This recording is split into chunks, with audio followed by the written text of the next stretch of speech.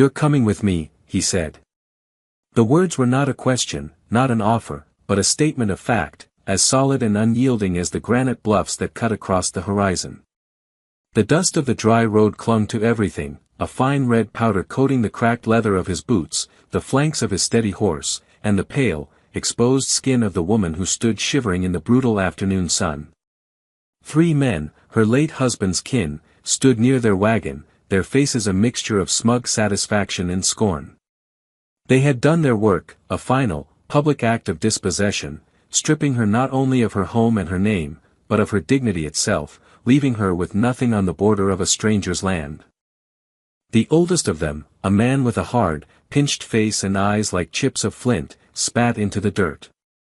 "She's grace and property, owed to us. You've no business here." Abel's gaze did not waver from the woman.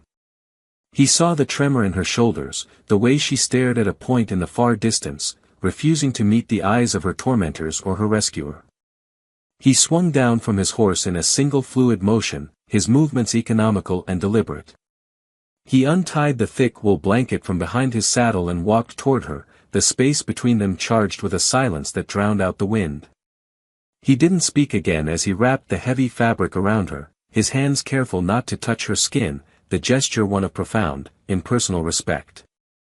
He then turned to face the men, his expression unchanged, as placid and formidable as a winter lake. "Get off my land." The journey back was a silent procession against a vast, indifferent sky. The woman, Lena, sat huddled in front of him on the saddle, the coarse wool of the blanket a rough comfort against her skin. She could feel the solid wall of his chest at her back, a steady, unthreatening presence that asked for nothing. She focused on the rhythm of the horse's gait, the creak of the leather, the soft thud of hooves on the parched earth. Each step took her further from the life that had been dismantled piece by piece and then shattered in a final, cruel gesture. The wind whispered through the sagebrush, carrying the scent of dust and distant rain. Abel rode with a stillness that seemed to be a part of the landscape itself, his eyes scanning the rolling hills and shadowed canyons with an ingrained vigilance. He did not speak, did not offer platitudes or ask questions that she had no answers for. His silence was a refuge, a space where she could begin to gather the scattered fragments of herself without the pressure of explanation or performance. The sun began its slow descent, painting the western clouds in brutal strokes of orange and crimson, the colors of a fresh wound. The light caught the sharp lines of his face, revealing a map of sun and hardship etched around his eyes. He was a man made of the same unforgiving material as the land he worked, yet there was a quiet integrity in his posture, a promise of safety that she hadn't felt in years. As the first stars pricked the deepening twilight, the faint glimmer of a single lantern appeared in the distance, a tiny spark of warmth in the immense, gathering dark.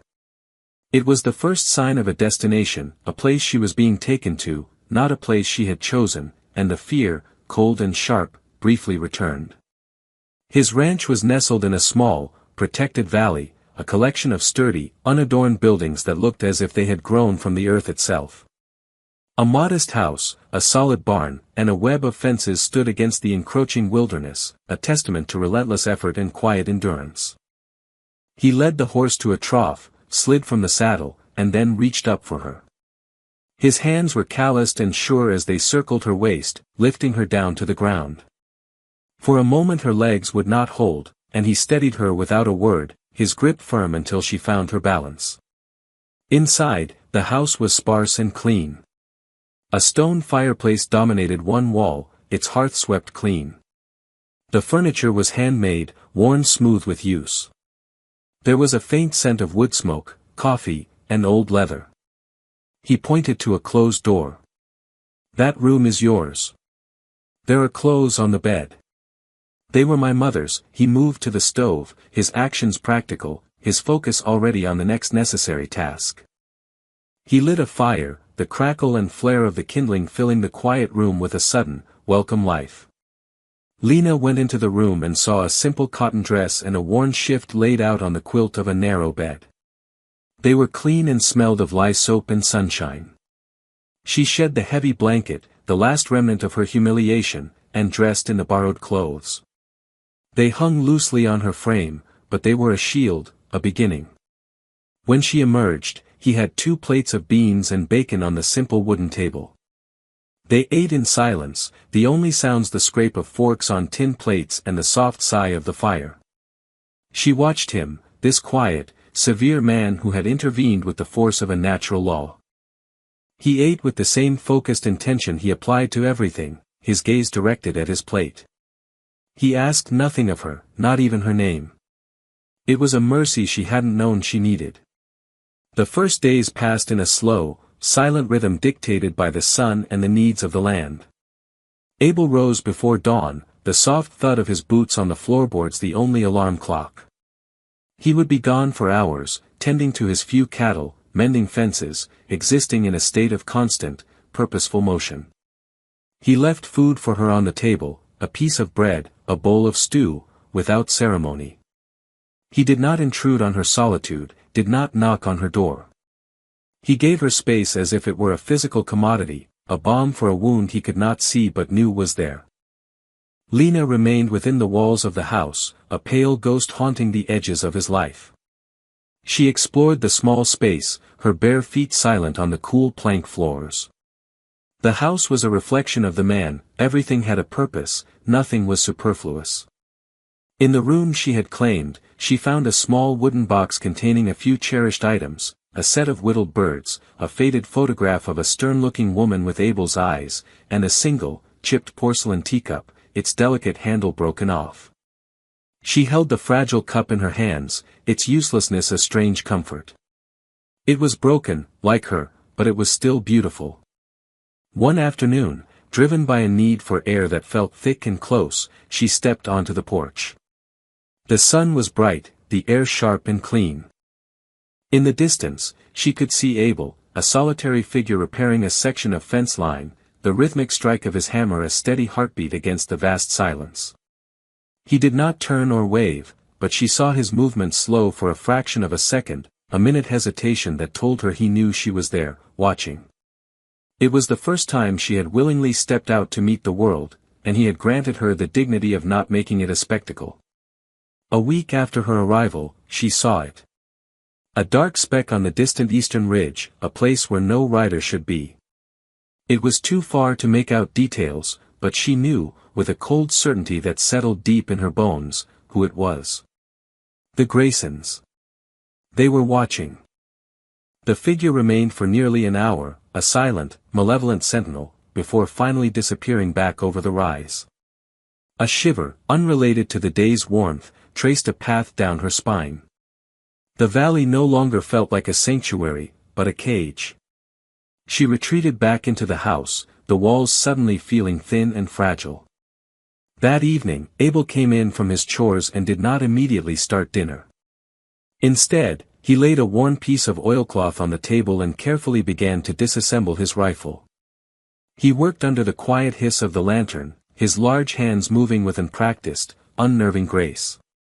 He cleaned each piece methodically, the metallic scrape and click of the components echoing in the small room. He did not speak of the rider on the ridge, did not acknowledge the threat that now hung in the air between them, but his actions were a conversation in themselves. Lena sat in a chair by the hearth, watching him, her hands clenched in her lap. The methodical cleaning of the weapon was not an act of aggression, but one of sober preparation. It was an acknowledgement of the world outside their quiet valley, a world that had not forgotten her. She understood then that his protection was not a momentary act of charity, it was a responsibility he had shouldered, and he would not set it down lightly. The air grew thick with unspoken understanding, a shared knowledge of the danger that lay waiting just beyond the horizon. One night, the sharp, distressed bleating of a ewe woke the homestead. A storm was moving in from the north, the wind moaning around the corners of the house. Abel was already pulling on his boots, grabbing a lantern as he headed for the door. Driven by an instinct she didn't understand, Lena followed him out into the churning darkness. In the small birthing pen near the barn, a ewe was struggling, a lamb breech and barely breathing. The wind whipped at them, threatening to extinguish the lantern's fragile flame. Abel worked with a calm, focused urgency, his hands gentle but firm as he tried to reposition the lamb. "Hold this," he commanded, his voice tight, gesturing with his head toward the lantern. Keep the light steady. Lena took it, her hand surprisingly firm as she held the warm glass, angling the beam so he could see. She knelt in the dirt and straw, the wind tearing at her hair, and held the light unwavering. Time seemed to suspend, marked only by the heaving breaths of the ewe and Abel's low, murmuring reassurances. Finally, with a great effort, the lamb was born, slick and still. For a heart-stopping moment, it didn't move. Abel cleared its airway and rubbed its small body vigorously with a piece of burlap. Then, a shudder. A weak cry. It was alive. A wave of relief, so profound it was almost painful, washed over Lena. They had saved it. Together. As Abel settled the lamb with its mother, he glanced at Lena, his face illuminated by the lantern she still held. His expression was unreadable, but his gaze lingered for a moment longer than usual. Later, back in the warmth of the house, as the first drops of rain began to pelt the roof, she spoke. "Thank you." The two words were small against the growing roar of the storm, but they were the first she had offered freely. He simply nodded, the gesture carrying the weight of a lengthy conversation. In the weeks that followed, a quiet transformation began. The silence between them shifted from one of necessity to one of comfort. Lena started to venture out more, first just to the porch, then to the small, neglected vegetable patch behind the house. She found a rusty trowel in the barn and began to methodically pull the weeds, her hands finding a sense of purpose in the rich, dark soil. The work was grounding, a way to reclaim a piece of the world for herself. She discovered a small spring of mint growing wild by the fence and began tending to it. One afternoon, Abel came back to find a glass of cool mint water waiting for him on the porch rail. He stopped, looked at the glass, then at her, where she sat on the steps. He picked it up and drank it all, his nod of thanks all the communication that was needed. She began to take on small tasks around the house, mending a tear in his work shirt with neat, precise stitches, sweeping the floors until they shone. These were not acts of servitude, but acts of partnership, of creating a shared existence. One evening, as they sat by the fire, she finally told him. Her voice was low and even, a recitation of facts rather than a plea for sympathy. She spoke of her husband, a kind but weak man, and his death from a fever. She spoke of how his family, the Graysons, saw her as nothing more than a failed investment, another mouth to feed, a woman who had produced no heir. They had taken the farm, the livestock, and when they had decided to finally cast her out, they took her clothes as a final, bitter lesson in ownership. Abel listened without interruption, his hands resting on his knees, his gaze fixed on the dancing flames. The only sign of his reaction was a muscle that clenched and unclenched in his jaw, a small, hard knot of controlled fury. When she finished, a profound quiet settled over the room, but it was a quiet of shared knowledge, of a burden finally set down and witnessed. The sky had been a bruised purple all day, the air heavy and electric with a coming storm. The cattle were restless, lowing nervously in the pasture. Abel was reinforcing the barn door when he saw them, 3 riders cresting the familiar eastern ridge, no longer distant specks but clear and resolute figures moving with grim purpose. He straightened up, wiping his hands on his trousers, his face a mask of stone. He walked to the house, his stride unhurried. Lena was on the porch, her hands gripping the railing, her knuckles white. She had seen them too. "Go inside," he said, his voice quiet but absolute. She hesitated, her eyes wide with a familiar terror. "Go inside," he repeated, softer this time, but with an edge that brooked no argument. She retreated into the house, leaving the door slightly ajar. Abel did not get his rifle. He simply stood on the top step of the porch, waiting, a solitary, immovable object. The 3 Grayson men rode into the yard, their horses kicking up dust. The father, flanked by his 2 brutish sons, pulled his mount to a halt. "We've come for what's ours, Abel," the old man sneered, his voice thin and cruel. "The woman. Send her out." Abel's gaze was steady. "She's not yours." The younger son dismounted, a length of rope in his hand, a smug grin on his face. "She is. By law and by right. We mean to have her back. He took a step toward the porch. She stays, Abel said, and his voice, though low, carried over the rising wind with the finality of a closing door. The sun lunged forward. Abel's movement was a blur of speed and brutal efficiency. He stepped down to meet the man, not with a fist, but with his entire body, a block of solid force that sent the younger Grayson sprawling into the dirt. The father and the other brother reached for their belts, but froze as Abel looked up, his eyes now blazing with a cold fire they had never seen. "Leave," he said. "And don't come back." It was not a threat, it was a prophecy. Defeated not by violence but by a will far stronger than their own malice, they hesitated, then grabbed their fallen family member and retreated, their angry shouts swallowed by the first clap of thunder. As they galloped away, the heavens opened, and a deluge of cleansing rain began to fall. The storm passed as quickly as it had arrived, leaving the air washed clean and smelling of wet earth and sage. The world seemed brighter, the colors more vivid. The tension that had hung over the valley for weeks was gone, washed away with the rain. In its wake, a new, more gentle quiet settled between Abel and Lena. It was a peace born not of avoidance, but of a confrontation faced and won. Life fell into a new rhythm, one of collaboration. She worked alongside him now, her initial fragility replaced by a quiet, resilient strength. She learned to patch the roof, to check the fences, to identify the herbs that grew in the foothills. He, in turn, began to soften in small ways. He would leave a wildflower on the table for her in the mornings, or point out the hawk that circled high above the valley. Words were still sparse between them, but they were no longer as necessary. Their communication existed in shared tasks, in knowing glances, in the simple comfort of occupying the same space. One afternoon, Abel came into the house to find she had finally finished her project. The broken teacup sat on the kitchen windowsill, painstakingly pieced back together. The cracks were visible, a web of fine dark lines, but it was whole. And it was no longer empty. She had filled it with the tiny, vibrant purple flowers that grew wild by the creek. Abel stopped and looked at it for a long time. He reached out and gently touched one of the petals, his calloused finger a stark contrast to its delicate texture. He looked at Lena, who was watching him from across the room, and for the first time, he smiled. It was a small, slow smile that transformed his stern features, lighting them from within. In that moment, the house was no longer his house, but their home.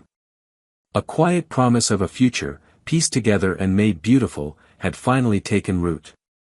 The seasons turned, wrapping the small valley in the gold of autumn and the stark white of winter, before yielding again to the tender green of spring. Abel and Lena built a life, their story told not in grand declarations but in the steady accumulation of quiet moments. It was a life of shared labor and mutual respect, a silent testament to the idea that healing can be found in the solid ground beneath one's feet and in the steady presence of another. Their sanctuary, won through a moment of defiance and built with patient hands, remained untouched by the outside world. They were two solitary souls who had, against all odds, found a way to grow together, like two trees whose roots had intertwined deep beneath the soil, drawing strength from one another. Their pasts were not forgotten, but they no longer defined their present. The scars remained, like the delicate lines on the mended teacup, a reminder not of the breaking, but of the strength it took to become whole again. On a clear spring morning, as they stood together on the porch, watching the sun rise over the eastern ridge, the same ridge where a threat had once appeared, a sense of profound peace settled over them. They had built more than a ranch, they had built a world. I wonder what you were thinking, watching a story like that. Maybe you were focused on the injustice, on the cruelty people are capable of. Or maybe you were drawn to the quiet strength of a man like Abel, someone who doesn't need to shout to be heard, whose power is in his conviction.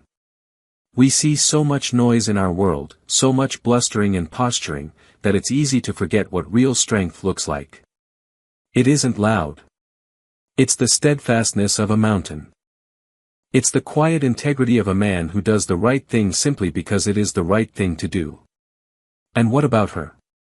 The woman who had everything taken from her, left with nothing but shame. Her journey back wasn't loud either, was it? It happened in small, quiet acts. Tending a garden. Mending a shirt. Holding a lantern steady in a storm. Have you ever noticed how the biggest changes in our lives often start with the smallest, most courageous steps? It reminds us that resilience isn't about being unbreakable. It's about the willingness to piece yourself back together, even if the cracks still show.